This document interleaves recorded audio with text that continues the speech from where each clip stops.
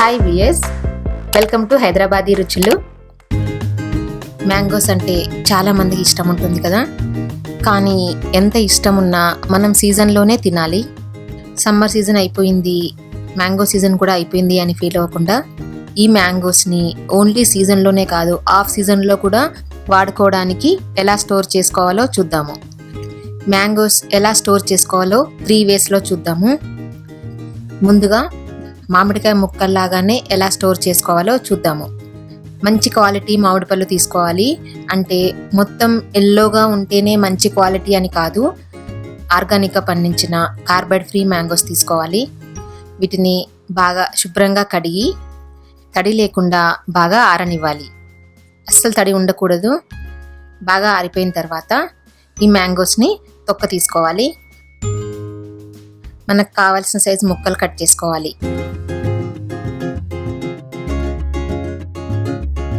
ఇలా కావలసినన్ని కట్ చేసుకుని ఒక ప్లేట్లో వేసుకోవాలి.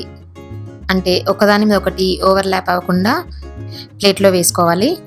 తర్వాత ఈ ప్లేట్కి క్లింగ్ ర్యాప్తో కవర్ చేసుకోవాలి.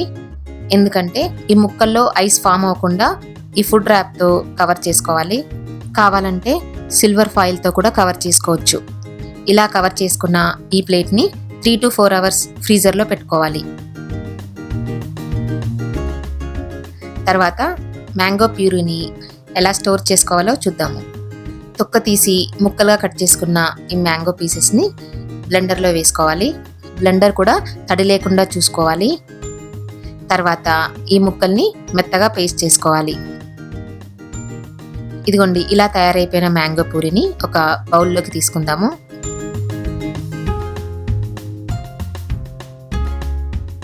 ఈ ప్యూరీని 2 రకాలుగా స్టోర్ చేసుకోవచ్చు.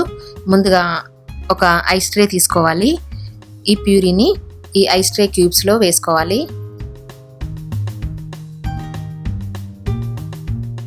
ఇలా అన్నీ వేసుకుని సైడ్స్కి అంతా అంటుకోకుండా చూసుకుని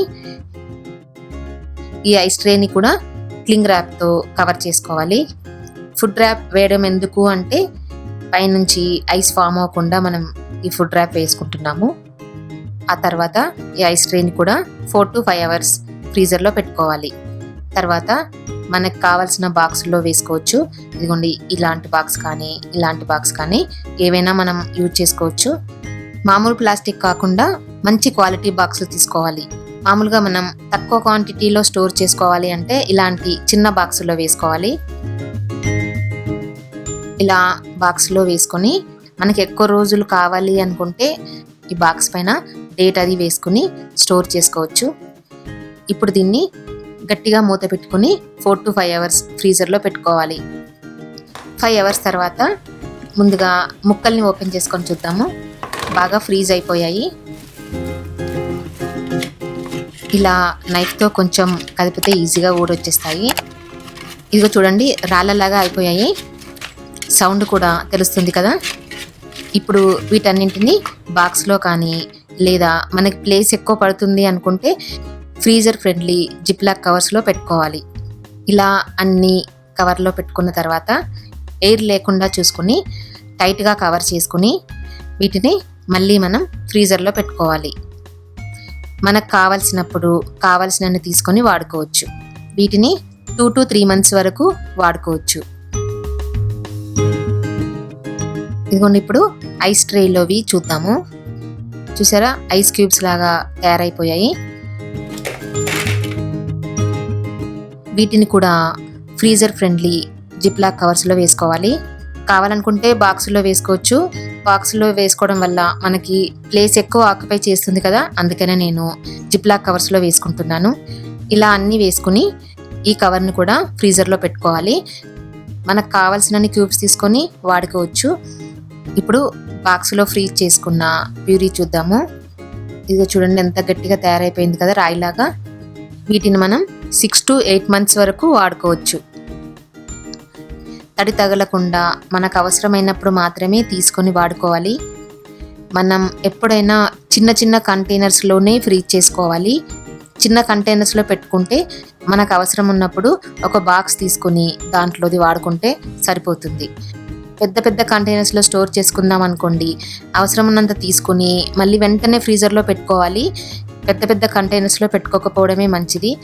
పెద్ద దాంట్లో పెట్టుకుని మళ్ళీ కావాల్సినంత తీసుకుని మళ్ళీ ఫ్రీజర్లో పెట్టుకోవడం, దీనివల్ల టెంపరేచర్ మెయింటైన్ అవ్వక తొందరగా పాడయ్యే ఛాన్స్ ఉంటుంది. ఈ ప్యూరీని 6 to 8 months వరకు మనం ఈజీగా వాడుకోవచ్చు. దీంతో మ్యాంగో జ్యూస్ చేసుకోవచ్చు, మ్యాంగో మిల్క్ షేక్ చేసుకోవచ్చు, మ్యాంగో లస్సీ చేసుకోవచ్చు. మనకు ఎలా కావాలంటే అలా వాడుకోవచ్చు. మీకు ఈ వీడియో నచ్చినట్టయితే కింద లైక్ బటన్ కనిపిస్తుంది కదా, ప్రెస్ చేసి సబ్స్క్రైబ్ చేసి ఫ్రెండ్స్ అందరికీ షేర్ చేయండి. ఏవైనా సజెషన్స్ కానీ కొత్త రెసిపీస్కి ఐడియాస్ కానీ చెప్పాలనుకుంటే కింద కామెంట్ సెక్షన్లో కామెంట్ పెట్టండి. Thank you for watching this video.